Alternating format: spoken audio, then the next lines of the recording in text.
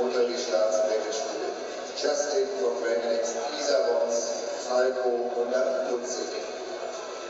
1 Meter exakt im Stockmaß, 100 Zentimeter, das Maß dieses Sexes.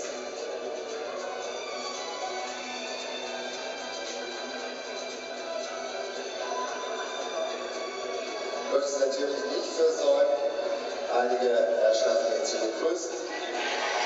Vorweg unseren Vorsitzenden Herrn Kurt Hillenhütter, den Vorsitzenden der Arbeitsgemeinschaft der süddeutschen Pferdezuchtverbände-Abteilung 2 Polis, Herrn Wolfgang Kühlechner, die verschiedenen Vertreter der beteiligten Verbände, wie zum Beispiel Herr Horst Demme hier neben mir, alle Vertreterinnen und Vertreter der Presse, auch Herrn Gößlein, der zum 9. Mal unsere Hengste hier filmt, auch ihm ein herzliches Willkommen, dass er hier ihre Hengste im Video festhält. Vielen Dank und herzlich willkommen Ihnen allen, meine sehr verehrten Damen und Herren. Dankeschön, bitte den Hengster wieder einfangen.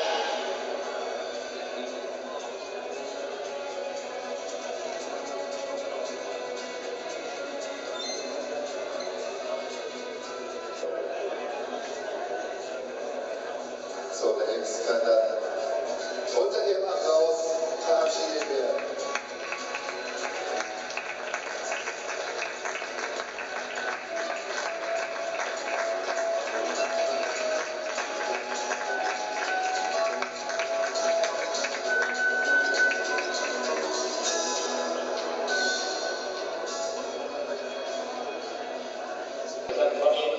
Die Katalognummer 2, Isa und Bingo.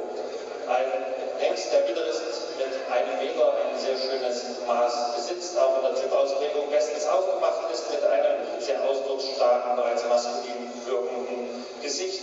Auch ein Hengst, der im Gebäude ordentlich proportioniert ist, bewegungsseitig herauszuheben, sicherlich sein schöner, durch den Körper fließender Schritt, sehr raumgreifend, taktsicher dabei.